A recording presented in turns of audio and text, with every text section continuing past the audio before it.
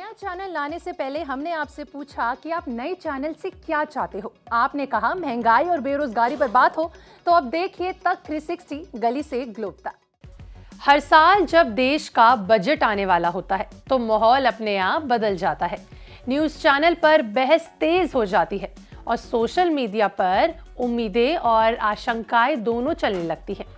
इसके अलावा आम आदमी से लेकर बड़े उद्योगपति तक एक ही सवाल पूछते हैं, वो ये कि इस बार बजट में क्या बदलेगा। लेकिन कई बार बजट सिर्फ टैक्स, सब्सिडी और सरकारी खर्च तक सीमित नहीं रहता। कभी कभी बजट एक ऐसा मौका बन जाता है जब देश का आर्थिक इतिहास खुद को दोहराता है या फिर कोई नया रिकॉर्ड बनता है। ये कहानी बहुत अरसे से चलती आ रही है। यूनियन बजट साल 2026 भी कुछ ऐसा ही बजट होगा।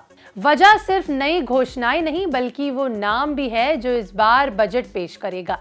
वित्त मंत्री निर्मला सीतारमण जब संसद में खड़ी होकर बजट का भाषण शुरू करेंगी तो ये उनका 9वां बजट कहलाया जाएगा। और इसी के साथ एक बार फिर से सवाल चर्चा में आ जाएगा कि भारत में सबसे ज्यादा बजट आखिर किस वित्त मंत्री ने पेश किया। और आज की हमारी वीडियो में हम विस्तार से इसी बारे में बात करने जा रहे हैं कि आखिर भारत का सबसे ज्यादा बजट पेश करने वाले वित्त मंत्री कौन थे। नमस्कार, मैं आपके साथ तनीषा और आप देख रहे हैं हमारा चैनल बिज तक, जहां हम लाए आपके लिए बजट डायरीज। निर्मला सीतारमण का बजट सफर अपने आप में खास है। साल 2019 में पहली बार पूर्ण बजट पेश करने से लेकर अब तक वो लगातार देश की आर्थिक नीतियों का चेहरा बनी हुई है। अब तक वो 8 बजट पेश कर चुकी है, जिसमें से 6 फुल बजट और 2 अंतरिम बजट शामिल हैं। साल 2025 में उन्होंने प्रणब मुखर्जी के 8 बजट वाले रिकॉर्ड की बराबरी कर ली थी। अब साल 2026 का बजट पेश करते हुए वो प्रणब मुखर्जी को पीछे छोड़ देंगी और पी चिदंबरम के बराबर पहुंच जाएंगी, जिन्होंने कुल 9 बार देश का बजट पेश किया है। लेकिन अगर बात करें सबसे ऊपर की, तो इस लिस्ट में आज भी एक नाम ऐसा है जिसने आसपास कोई भी नहीं मंडरा पाया। भारत में सबसे ज्यादा बार बजट पेश करने का रिकॉर्ड आज भी मोरारजी देसाई के नाम दर्ज है। उन्होंने भारत के कुल 10 यूनियन बजट पेश किए। यही वजह है कि जब भी बजट और रिकॉर्ड की बात आती है तो मोरारजी देसाई का नाम सबसे पहले नंबर पर लिया जाता है, क्योंकि उन्होंने सबसे ज्यादा बजट पेश किए। मोरारजी देसाई का दौर भारतीय राजनीति और अर्थव्यवस्था दोनों के लिए बेहद अहम रहा। उनकी सफर की बात करें कि कैसे वो शुरू हुआ, तो देखिए 1959 से लेकर 1969 तक उन्होंने अलग अलग सरकार में वित्त मंत्री की जिम्मेदारी संभाली। उस समय देश आजादी के बाद के शुरुआती दौर से निकलकर आर्थिक स्थिरता की ओर बढ़ रहा था, यानी विकास की तरफ। हर बजट के साथ सरकार की प्राथमिकता यानी प्रायोरिटीज साफ दिखाई देती थी। कहीं कृषि पर जोर, कहीं टैक्स सिस्टम में बदलाव और कहीं सरकारी खर्चों पर नियंत्रण।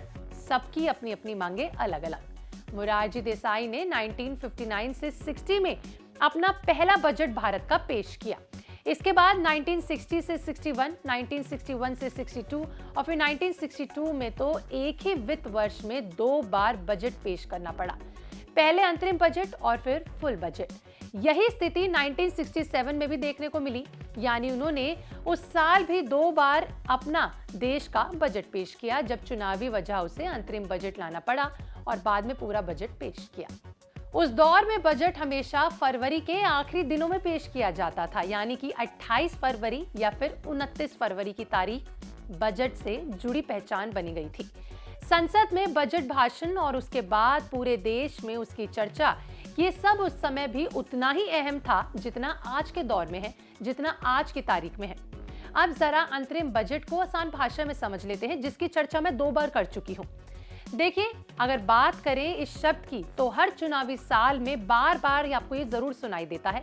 अंतरिम बजट दरअसल एक अस्थायी वित्तीय व्यवस्था होती है, यानी जब देश में चुनाव होने वाले होते हैं और नई सरकार का गठन बाकी होता है, तब मौजूदा सरकार अंतरिम बजट पेश करती है। ये होता है अंतरिम बजट का मतलब।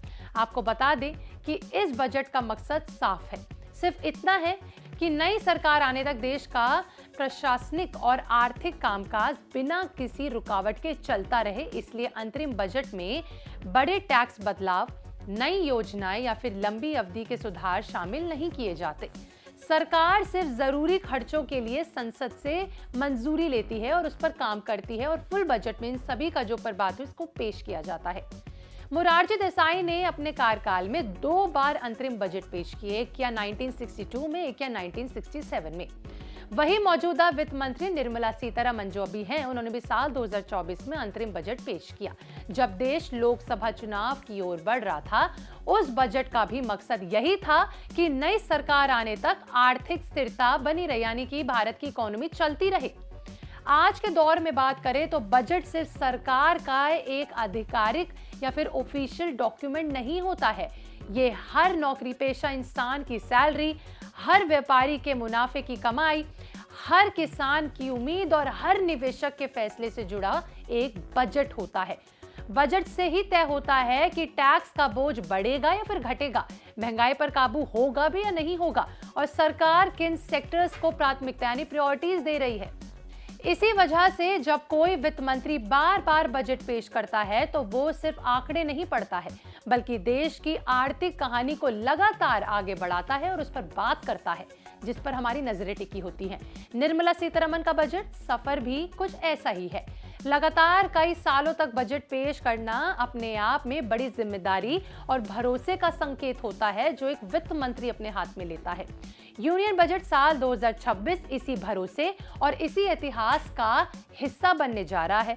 ये बजट जहां आने वाले सालों की आर्थिक दिशा तय करेगी, वही ये भी बताएगा कि भारत के बजट इतिहास में कौन कौन से नाम सबसे ऊपर दर्ज किए गए। एक तरफ मोरारजी देसाई का 10 बजट वाला रिकॉर्ड, वहीं दूसरी तरफ निर्मला सीतारमण का लगातार आगे बढ़ता सफर और पिछले सभी रिकॉर्ड्स को तोड़ता हुआ सफर। अब सबसे दिलचस्प सवाल यही है कि क्या आने वाले सालों में कोई वित्त मंत्री मोरारजी देसाई के इस रिकॉर्ड को तोड़ पाएगा, या फिर ये रिकॉर्ड भारतीय इतिहास में हमेशा के लिए सबसे ऊपर दर्ज रहेगा। जवाब भविष्य ही देगा। लेकिन ये तय है कि जब भी बजट पेश होगा तो उनके साथ सिर्फ घोषणाएं नहीं आएंगी, बल्कि इतिहास के पन्ने में एक बार फिर पलटेंगे नए रिकॉर्ड के नाम। आपका इस पर क्या कहना है? क्या आप इस बारे में जानते थे कि आखिर भारत का बजट सबसे ज्यादा कौन से वित्त मंत्री ने पेश किया, या आज आपको ये पता चला? आप इस बारे में मुझे कमेंट लिखकर जरूर बताइएगा। मिलते हैं अगली बजट डायरी में एक नई कहानी के साथ। तब तक के लिए बने रहें और विस्तार को सब्सक्राइब करना बिल्कुल ना भूलें।